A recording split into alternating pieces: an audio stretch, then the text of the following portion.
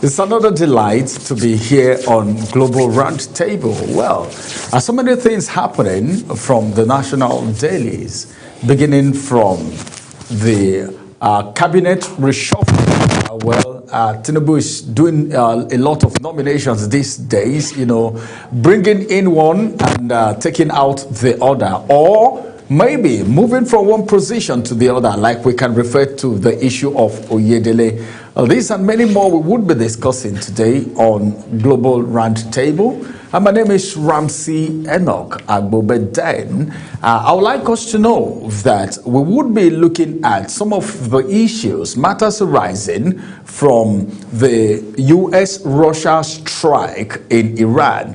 And that's one of the things that a lot of people have been talking about. And of course, what is the repercussion of this strike? I don't know, but then if I can't remember anyone, or if I have forgotten everything that has transpired between the few days that this issue has been on ground, I won't forget in a hurry that the price of petroleum, that's PMS, petrol now, in Abuja and Lagos have skyrocketed. Let me use that word, because the price is no longer the same.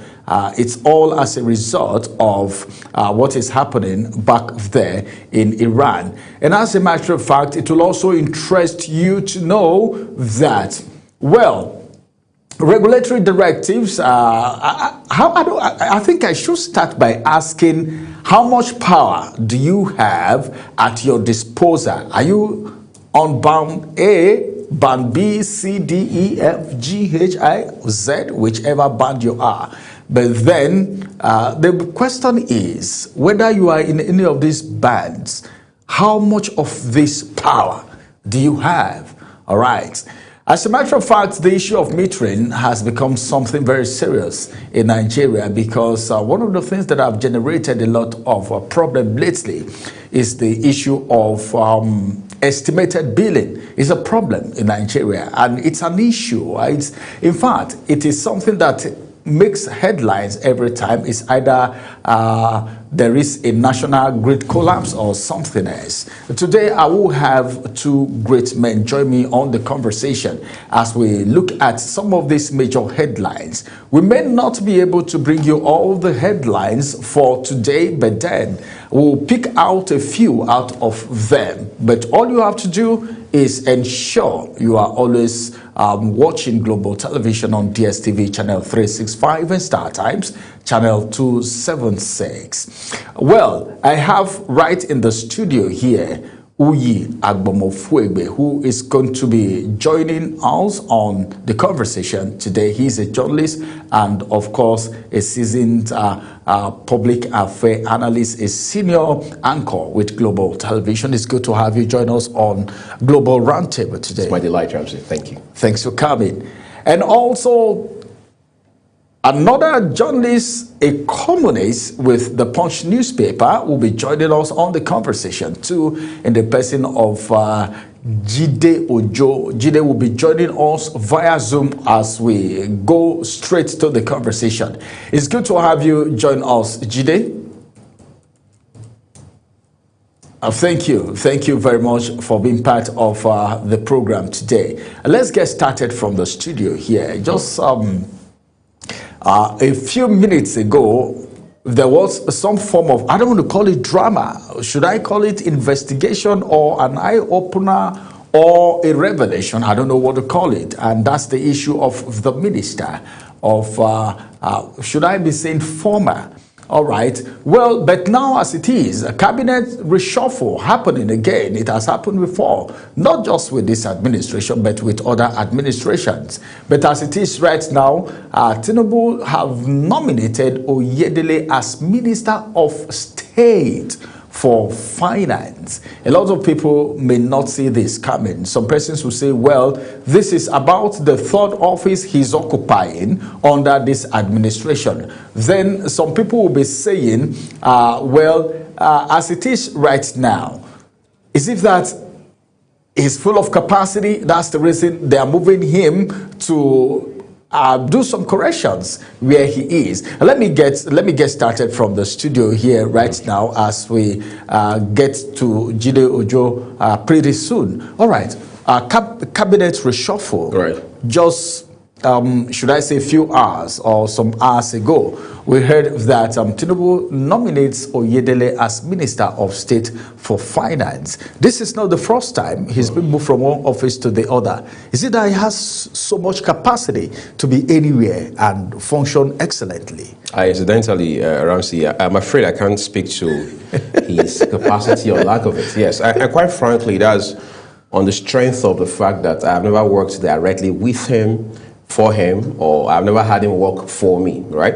But then the president is the one who has, as it were, the power, the latitude to hire and fire. So he must have decided the basis on which he was engaging him or appointing him in the first instance to head the fiscal reforms and tax policy committee, from where he has now been moved to become, if you like, a junior minister, or as we say, Minister of State in the Ministry of Budget and National Planning. Now, quite frankly, the president, even though I can't get right into his mind, there are chances he has taken a look at the gentleman, and he has realized that with his background and with his own assessments of the work he has done since his appointment in 2023, it's much better suited to serve in this new capacity into which he has now been appointed as against where he has been. Perhaps there's also the likelihood that he has cycled out his mandates in that committee, because the committee is, I mean, it's not a standing committee. It has, as it were, a specific or a definite lifespan. So if that mandate has been accomplished, even though its members can still continue to do that work, the president now probably realizes that the dynamics have moved in the manner of speaking. So there's need to move him into this ministry where he can also support the senior minister, talking about Abubakar Abagudu, who, of course, we understand heads that ministry. So there's a couple of elements there we need to look at. But overall, from all indications, the president is beyond impressed with the gentleman's performance. All right, the president is beyond impressed. I think I should accept that, because if you're not impressed with someone, it's either you ask him out, all right, or you give him other positions, as the case may be. All right, let's get to Jide Ojo and find out what he think about it. Probably he feels the man has a lot of capacity, or is of the same school of thought like you. Jide, it's good to have you join us. Let's get to talk about the cabinet reshuffle and Tinubu's nomination of Oyedele as Minister of State for Finance. And we also have established the fact that this is not the first time there is this reshuffling which affected him. What's your perspective? Do you feel he's got a lot of capacity to function anywhere, or you feel something is wrong somewhere? So let's get into that conversation. Thank you, Ramsey. Except for the fact that the president has totally put the economic team of his government in the Southwest region, giving the... I hope you can hear me. Yes, I can. The fact that the insinuations that the entire economic team of Nigeria is under the Southwest people, from the CBN governor to the Minister of Finance to Minister of State for Finance, down to customs, to even immigration, with the exception of Minister of Budget and Planning. Every other person there seems to be in the Southwest. But in terms of capacity, I would say Taiwo Oyedele has capacity. He's 50 years old. He's been a partner in Price Water Cooper for 22 years. And he's had wealth of experience, aside from the fact that he studied economics and accounting.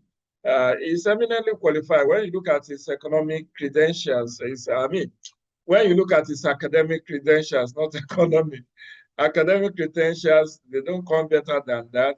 And he has been pivotal in driving the tax law reform in the last 2 years. So it's like the president telling him, come and implement come and walk the talk.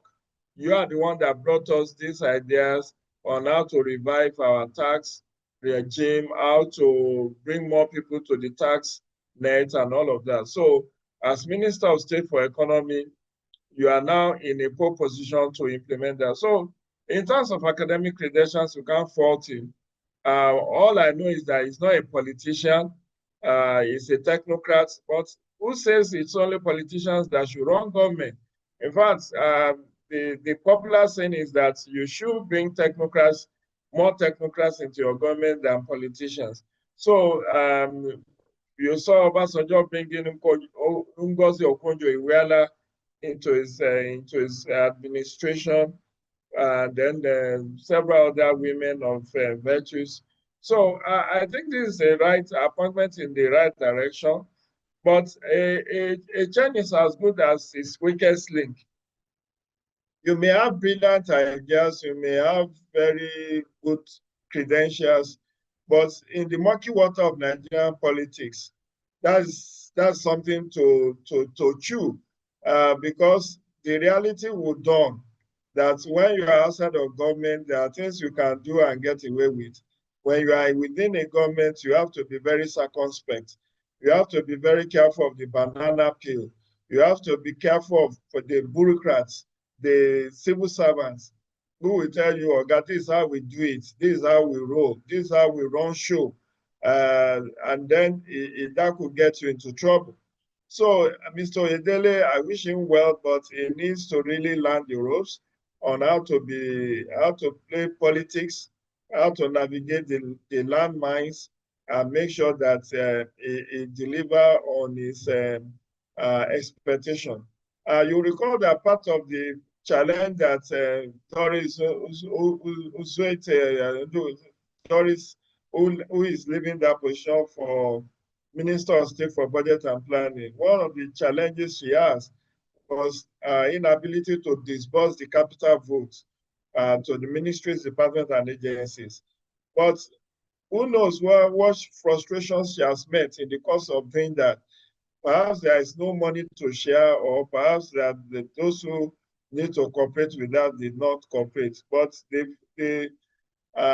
she got the move because the box stops at her table.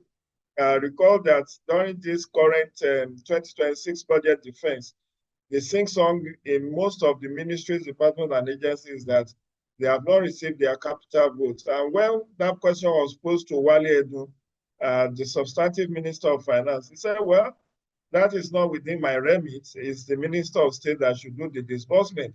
Now, if the Minister of State that was supposed to do the disbursement could not do it in a timeous manner, then there is a problem. And that's possibly why she had to be transferred to budget and planning. But be that as it may, it's an honor to serve. I hope Mr. Taiwo Oyedele will get direct access to the president. And if he's having issues, he will be able to walk in and tell the president, I'm having these challenges, help me out. Because definitely there will be hawks waiting in the wings. Those who want to take advantage of him, those who want to tell him, who want to dictate to him how to run the show, and those who will not wish him well. And this is one critical year is coming on board. Campaigns will soon start. People want to see what our Tinubu be campaigning on in terms of achievement in the area of economy. And this is very key.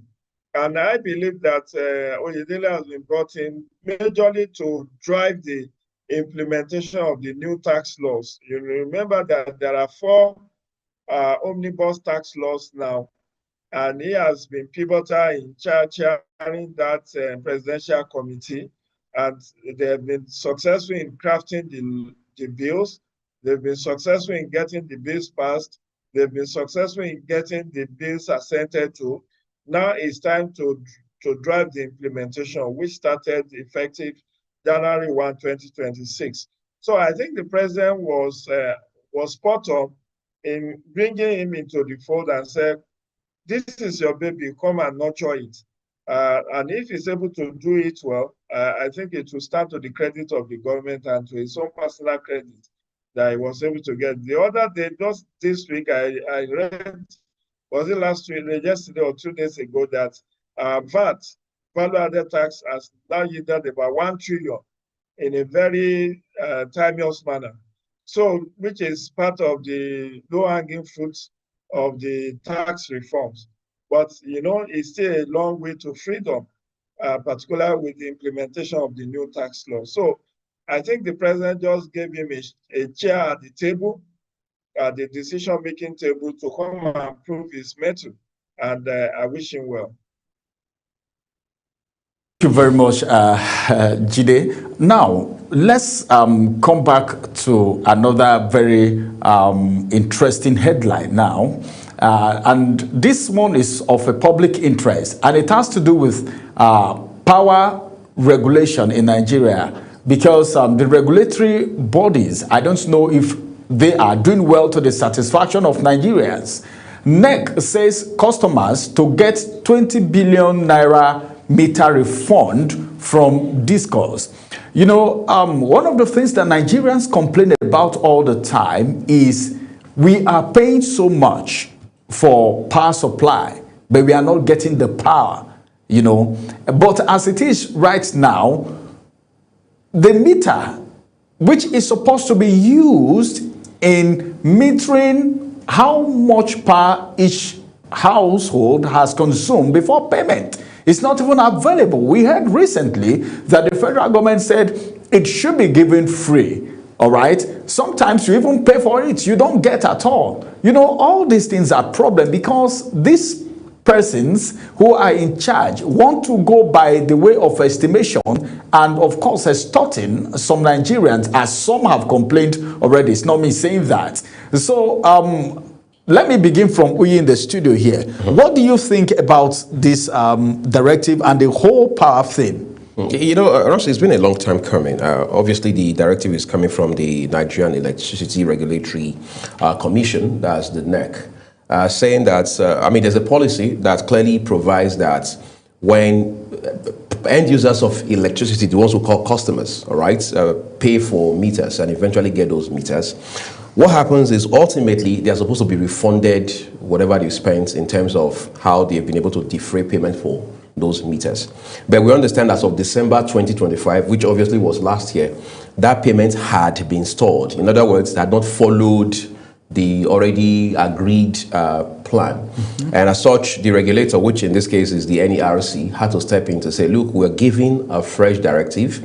And starting from March 1st, 2026, and for the next 12 months going forward, all of these refunds must be done, totaling 20 billion naira.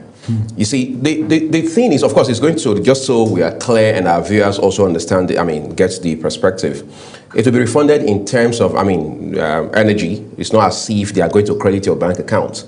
But the point is you get your refund.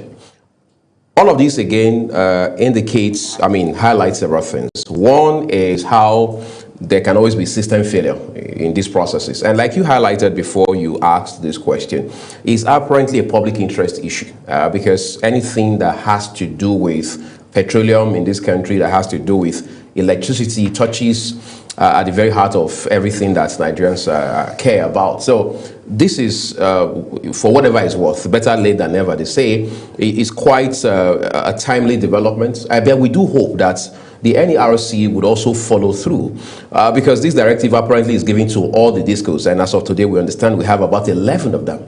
So it shouldn't be a case of all of them not complying or some of them not complying, or it's such a case that we'll come back here at the same time 2027, we're still having this conversation. All right, that's going to be a shame. That's also going to be a far worse situation than we're already dealing with. So it means that The regulator is taking responsibility at this point and is doubling down. Meaning they are working. Well, again, like I said, for whatever it's worth.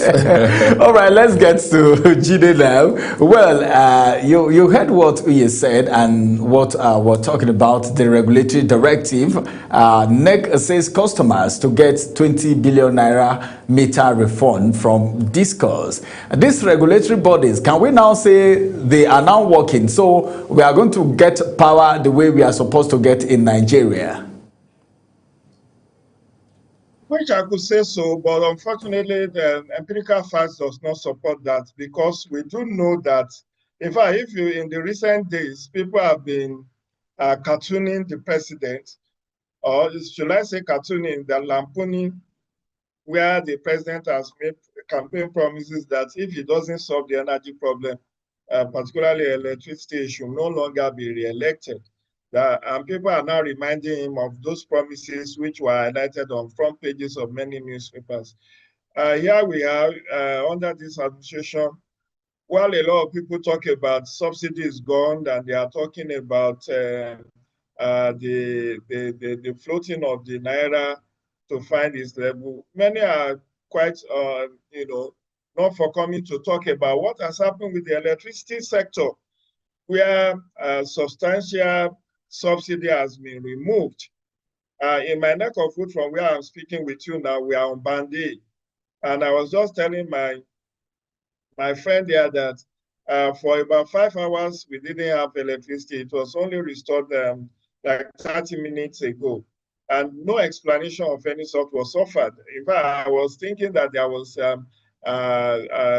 grid collapse, that maybe the national grid has collapsed again. Maybe that's why we didn't have light for like 6 hours. And suddenly they restored it. And we are on Band A. Now I'm spending like almost 10 times what I was spending before being put on Band A in this neck of wood, because usually my light before this Band A stuff was, I was recharging for 5,000 naira a month. Now I'm doing like 40, 50,000. And yet it's not like I use energy consuming appliances. All my bulbs are, what they call energy saving bulbs. And just very few, I don't have anything that should ordinarily consume electricity. But who are we to query how the computation is done? The thing is that we are not giving options, unlike in telecoms, where you can say you want to have this particular options, or you are not, you don't want it. It's now a communal thing. So every community just gets put on Band A, and God saves you. If there are faults on your transformer, you still have to pay for that fault to be cleared. You still have to replace stolen cables. I recall some years ago when vandals came and carted away our cable, electricity cable. The community had to come together to pay for the replacement. So the service delivery is still very poor. The issue of metering that you talked about, I've written about it in my column in The Punch several times. There was a time they came up with CAPME, consumer whatever, where you pay for meter, and then you get refunded with credit on your electricity credit. But most of these things have been haphazardly done. But I must not forget to mention Ramsey and Uyi.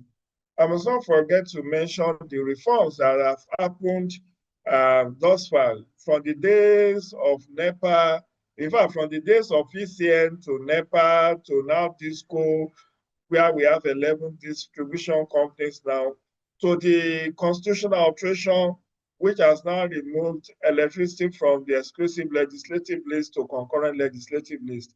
And then the states are setting up their electricity distribution companies now. States are now even undertaking to subsidize electricity for their state. I think that's what Enugu state government under Governor Peter Mbah has tried to do, where it has reviewed downwards the price of electricity unit price of electricity in Enugu State. And that's a good omen. It's just that there is need for consolidation. Our power generation is still very abysmal. As I speak with you, this is 2026. We are not generating up to 8,000 megawatts. And take a comparative analysis of South Africa. From what I've read of South Africa, they generate over 40,000 megawatts of electricity. That's South Africa. But the giant of Africa, Nigeria, is grappling with less than 10,000, and I'm being magnanimous if I say less than 10,000 megawatts of electricity. A lot of people have criticized this whole fixation about having a power grid, everybody wanting to be on national grid. That there should be more of off-grid than on-grid power solution. And I think the President Bola Tinubu is also leading in that regard. Recall that 2 years ago in the budget of 2024, about 10 billion naira was earmarked for provision of solar energy for the presidency, for the entire Aso Villa. I don't know whether it covers whether it will cover the federal ministries, department, and agencies in the 3 arm zone. I don't know whether it covers, but 10 billion naira was earmarked for provision of solar energy for the Aso Villa, because just like you and I are suffering blackouts, so we learned Aso Villa, which is the seat of government, does also have blackouts, and they have to use power generators. But now they are trying to win the seat of government away from power generator, and now trying to use solar. And that's what, we also do have a rural electrification program. There's an agency of government that is responsible for that. A lot is also being done on that count. But you see, we need to do what other countries do, and that's what we are a late starter in doing that.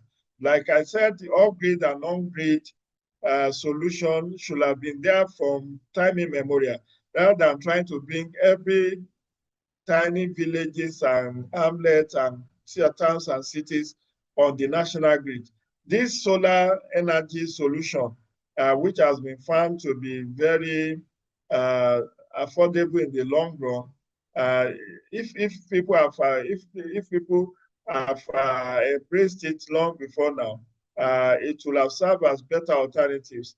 Unfortunately for that, I also have an experience in my personal building in Ibadan, where we tried to have a solar energy solution, but it didn't come out well. Maybe we got a wrong vendor to do it, and at the end of the day, it was money wasted.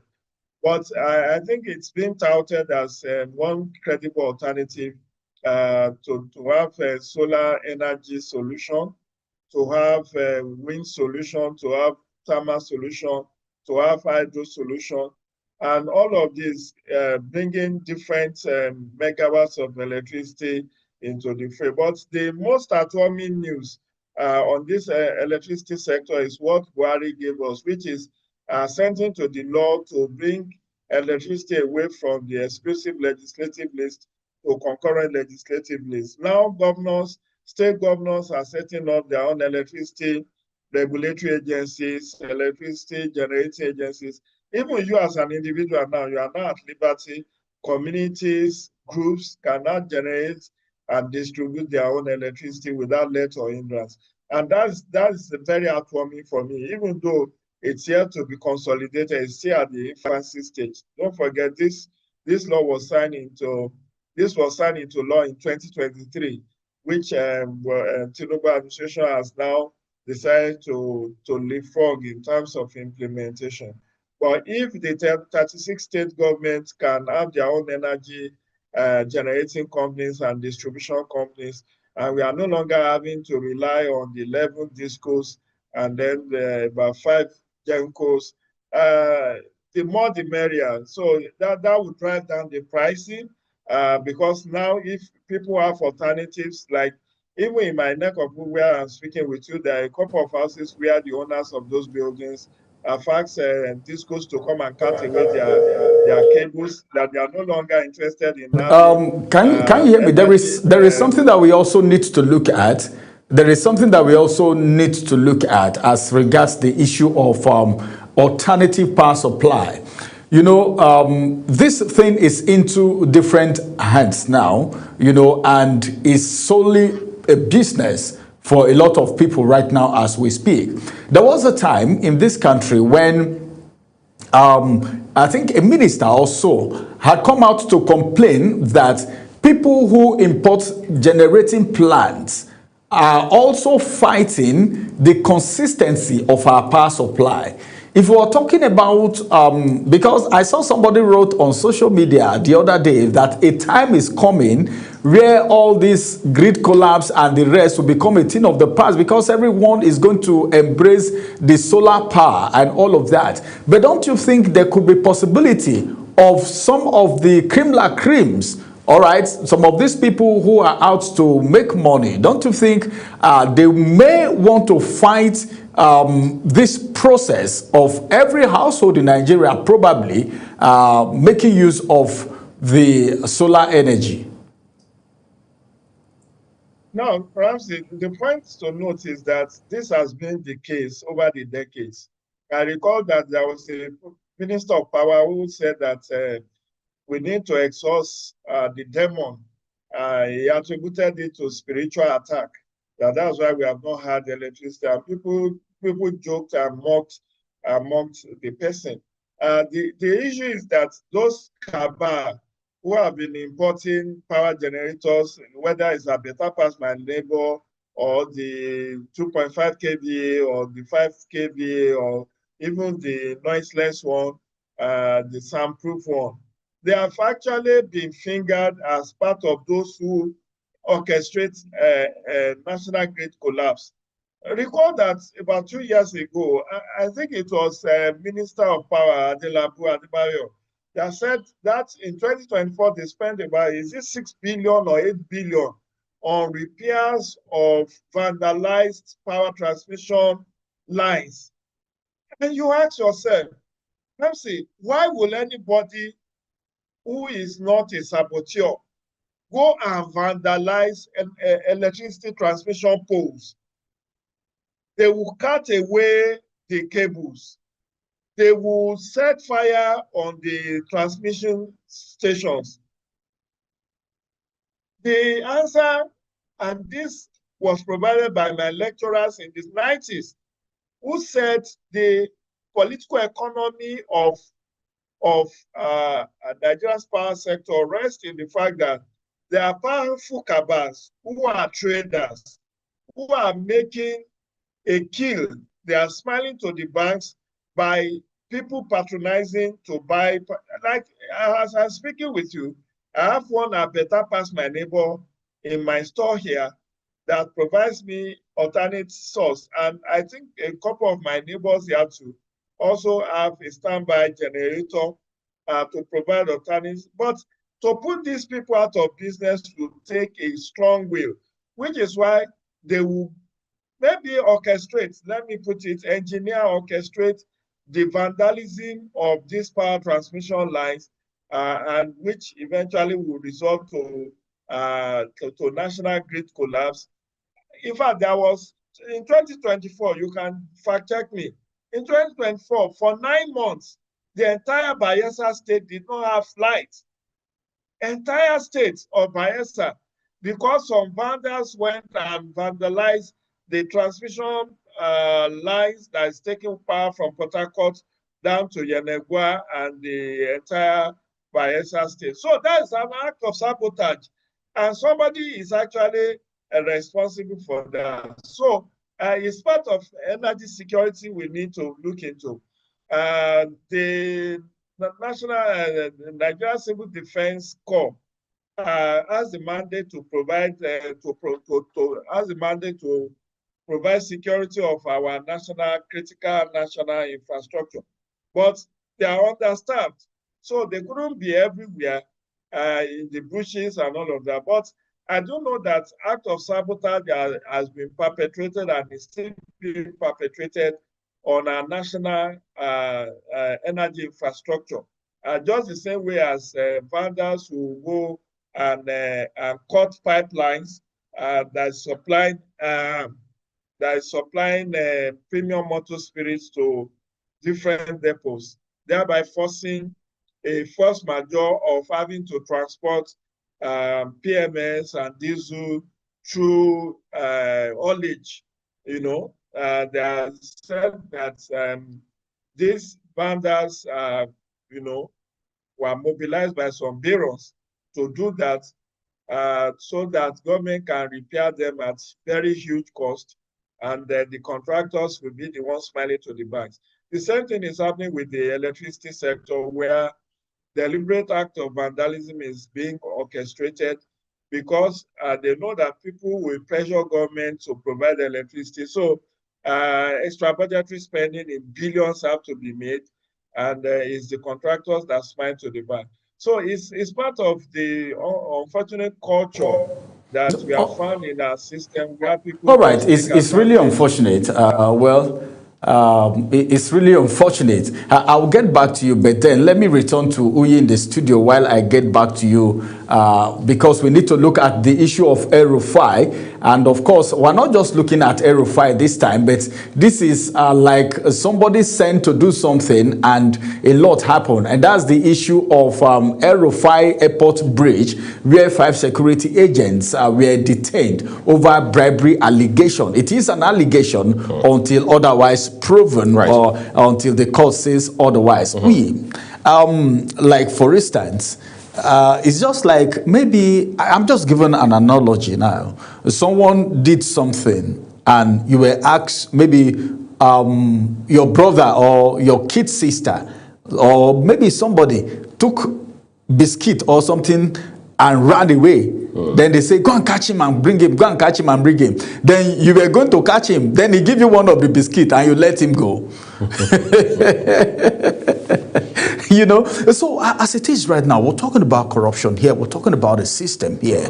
This is trying to sanitize the system by bringing some persons to book. But then in the process, we are still hearing things like this. That is now somehow some people may look at it as corruption begetting corruption. You know, this corruption give birth to this corruption, and we have chains of them.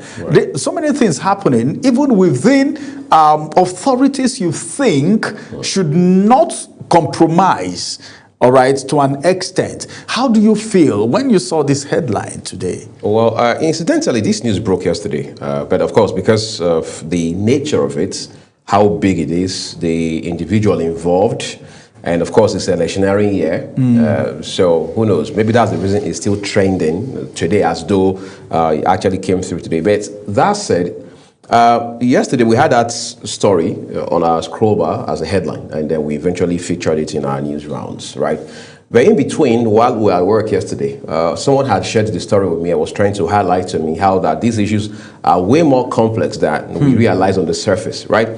As it stands today, 5 security operatives have been detained, including those, one from the DSS, you have from the Nigerian Immigration Service, you also have from the airport security. In fact, there are other 5 who, though we understand from the authorities, did not take a bribe, but they were said to have abused their uniform. So they will get ultimately administrative sanctions, sort of, as against these other ones that are categorically criminal in nature. Now, Ramsey was a breach. It's a national security issue. When you sound that way, people think you're blowing the whole thing out of proportion. You're trying to just, cry wolf where there is none. But it is beyond that, right? Because it's a restricted area. We're talking about not just an airport, an international airport in 2026. This is somebody who is no longer in power. This is somebody who is not holding any official position in government, whether at the subnational or federal level. So it is quite humongous. And of course, add to that the other allegations where he personally had said on national television, that he had wiretapped the phone of no less a person than the national security advisor of Nigeria. So it's weightier than you realize. We can play all the politics we want around it, but when it's all said and done, every right-thinking Nigerian, every discerning mind would ask, is there evidence, or I dare say, are there pieces of evidence in this regard? Of course, the answer is best known to you and I. So it's complicated. But again, these security agencies involved must be seen to be free, to be fair and transparent in this, as far as this matter is concerned. Because it's one thing for you to tell us who has been detained, who has been arrested. It's also another thing for you to keep updating Nigerians as to how this is going and the specific individuals or institutions that will be held accountable. Because when you say they have taken bribes, it's not so much about how much they collected or who gave them the bribes. The fact of the matter is they not only compromised, they compromised our national security infrastructure, and that's not an issue you sweep under the carpet. It's huge. It's beyond. It's not about the APC. It's not about the opposition. It's not about even just the president. It's now about the Nigerian people, because anything could have happened under those circumstances. And we understand that these people arrested already now, they are being detained by the ICPC. So let's see what happens going forward. Will they be charged? What will be the specific charges that will be brought against them? We need to see all of that. But then the real culprits now, in fact, in the face of this allegations, is the former governor of Kaduna State, Malam Nasir El-Rufai. So let's see what amount of confession, if you like, confessionary statements the law enforcement agencies can beat out of him, and how that will either support the evidence they say they have or get Mr. El-Rufai off the hook. But as it stands today, Ramsey, I can tell you without missing words that this is definitely very weighty allegations, and there is no country that understands how life works would take it, especially in the midst of very intensive insecurity. In fact, in the middle of all this, we understand that his house had been searched. His residence here in Abuja, yes, in the presence of his wife and his son, and of course, wiretapping equipment was recovered, which the authorities have with them right now. So I'm sure all of these will be put together and deployed in prosecuting this case going forward. So we're just getting started. All right, we are just getting started. All right, let me get back to Jide Ojo. Can you hear me? All right. He will join us very soon. As soon as he gets established back, we'll get into the conversation again. Can we look at one very troublesome situation in Nigeria? I don't know how they do it, but the way and manner, all right, tax is being paid in Nigeria, the way you, if not recently, all right, you see 5-6 persons coming to your business places or your offices to come and collect tax. And they all have receipts. And you'll be wondering where they are coming from. And if you even have the boldness to challenge some, they will fidget and go away and tell you they are coming back. They go reinforce and come back. But now, on one of the headlines, on one of the papers, one of the headlines talked about revenue enforcement and what the federal government is doing. As we speak right now, it is on paper. I'm not talking about the implementation yet, right, because we will follow it up, you know. But now it has been said that the federal government is banning highway cash tax collection and all these levies. Sometimes you run it. In fact, some will even be pursuing vehicles, pursuing individuals, and all of that. So what do you think? Can we now say it's a welcome development, and can this actually be stopped? You see, one governor in my state, a former governor as it stands right now, once said that there's no such thing as abandoned projects, especially at the state level. He says, when you have what we popularly, or what we often refer to as abandoned projects under any state government, it's most likely, I mean, there are pretty good chances that the governor didn't see it as a project of priority, because he says, a governor in Nigeria has the will to achieve anything for the people, projects, initiatives, programs, what have you. if he has interest in it, if it's something that he has set his heart on. It's the same thing with all of this. It's one thing for you to say we are banning, or we are expunging, or we are abolishing levies on highway, taxes on highway. But the question is, what modalities are we putting on the ground to make that happen? These are human element issues, right? It is human beings who collect these taxes, these levies, from human beings like them in the same system, in the same country. So who is going to enforce this ban? Is it officers or officials from the Nigerian Revenue Service, or from the different state revenue services or revenue boards, as they are always called? Who is going to enforce? Or are we going to set up an independent sort of mechanism that will help to check this? Because most times these guys, you see them on the road even late in the evenings. Will these government officials who are more like civil servants still be on the road at that time? And should this not be, if you like, implemented by those who have been saddled with such a mandate or responsibility? Who will be held accountable? You see, that's again one of the things I love so dearly about the private sector. You can't have an assignment or a project in such a way that if it fails, you don't have a specific person or group of persons or a team to hold accountable. The idea is not to be vindictive. The whole idea is to say, look, we want to trust this individual or this group of individuals to help execute this project. Therefore, if it goes well, if it turns out as planned, they get commendation. If it doesn't, I mean, if things go south, we also know who to hold accountable. So do we have such a system in place at this point? Because at a point, this whole tax issue became more like a hustling ground. Across the states, I mean, from one end of the country to another, especially, I mean, their real victims are the commercial guys, especially trucks. All right, they have different names of these things. They just print jackets, put whatever names of local government areas or army councils or states or whatever it is, and the next thing you know is they are collecting. Some of them are jumping over your truck. Some are struggling the steering wheel with the driver. Yeah, sure. Some are standing in front of the vehicle. Some are putting a pole with nails, like 6-inch nails on it. At the end of the day, this is nuisance on our roads. This is embarrassing. It gives us bad image. Somebody can do a skit out of that. I mean, it's just a potpourri of embarrassing elements all in one. So yes, it's a welcome idea that government is going in this direction, but beyond the idea of it, let's see the implementation of this idea. All right, let's see the implementation of this idea. Let me check on Jide Ojo if he's right with us. All right, as we wait for him to get connected. Remember, not too long, we had a day in Nigeria, the World Deception Day, or the World Disappointment Day, or the World Betrayal Day, or whichever anyone wants to call it. And that is the defection of the Kano State governor from NNPP to the All Progressive Congress, APC. And that is between him and, of course, Kwankwaso. Now, Atiku, all right, you know his pedigree as far as politics is concerned. Now, let's get to partisan politics right now. I want to talk about Fintiri.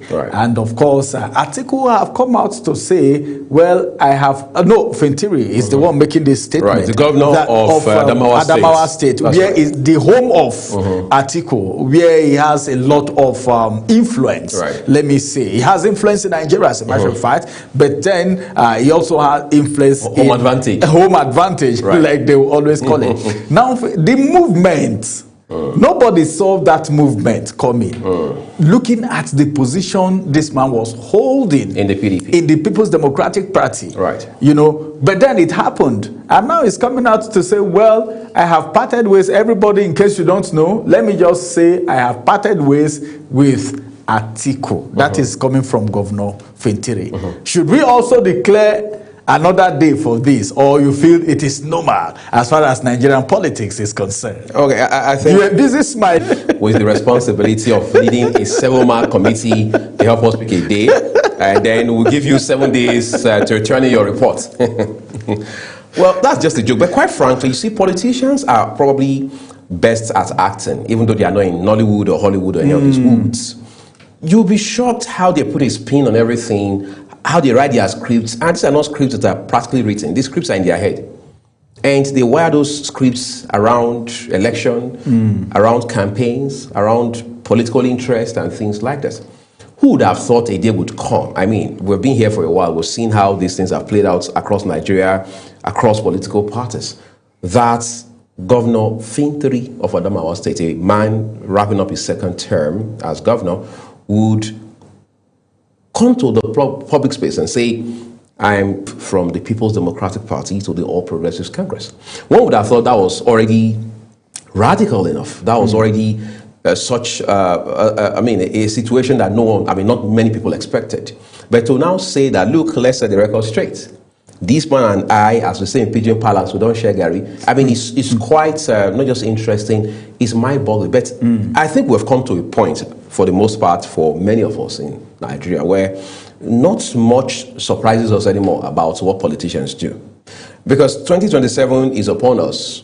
We understand all else equal. Presidential election will be in January of next year. So everybody is putting in their best, putting their best foot forward, throwing their hat in the ring, aligning, realigning, rethinking their strategies. And at this point in time, as politicians are known for, there's almost nothing you cannot sacrifice if you know it's going to get you a step ahead of the competition, so to speak. And that in itself raises the question of, what does the All Progressives Congress, what does President Bola Tinubu pitch, as we say in the business world, to these governors, that not only makes them move, but it just gives them this extraordinary confidence to say certain things, and you're wondering, Oga, are you for real? But again, this is politics, and this is a governor that has so much of power at his disposal. This is somebody who already feels he has the backing of not just the president, but the ruling party. Plus, it's not coming back to become governor of Adamawa State, maybe at most, as we have seen over time, he goes to the Senate for retirement of some kind or stuff like that. But you see, it's a defining moment for him and, of course, for our politics. All right. Our time is fast spent, but then let's take Jide's perspective to this. We are talking about partisan politics and what happened in Kano. We all heard about it, where they said that day should be a World Betrayer Day. Not too long from that time, Governor Fintiri is coming out to say, well, I have parted ways with Atiku. And looking at the position he was even occupying, all right, the way he was being held at a very high estimate in the People's Democratic Party and all of that. So sometimes you'll be wondering, is this what politics is all about, or there is a promise? This is a second-term governor, remember. So we don't know. What do you think must have informed, or may have informed this? We are trying to round up in just 2 minutes. So, Ramsey, what you need to know as a student of politics, I don't know what your background is, whether it's media studies, but if you're a student of politics, you know that the popular saying in politics is that there's no permanent friendship or enmity, but only interest is permanent. So you may be looking at it as a bystander and say, oh, why would Fintiri leave Atiku? Fintiri has to cater for his own political future. After 2 times as governor, he possibly has his eyes on Senate. He wants to come to the Senate, and with the kind of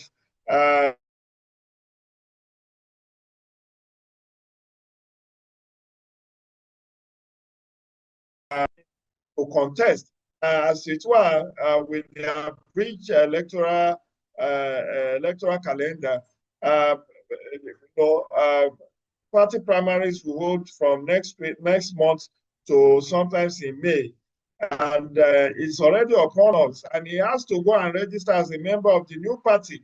Recall that part of the provisions in the electoral 2026 is that you have to register with all your biometrics details contained in the register of the party under which you want to contest. So that's why you see ADC complaining that the time is too short for them to meet the deadlines that INEC has set.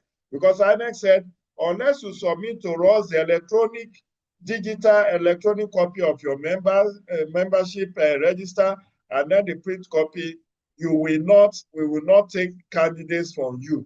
And so it's at the foundation of the party primaries, which is why a lot of defections are happening right now. And as to,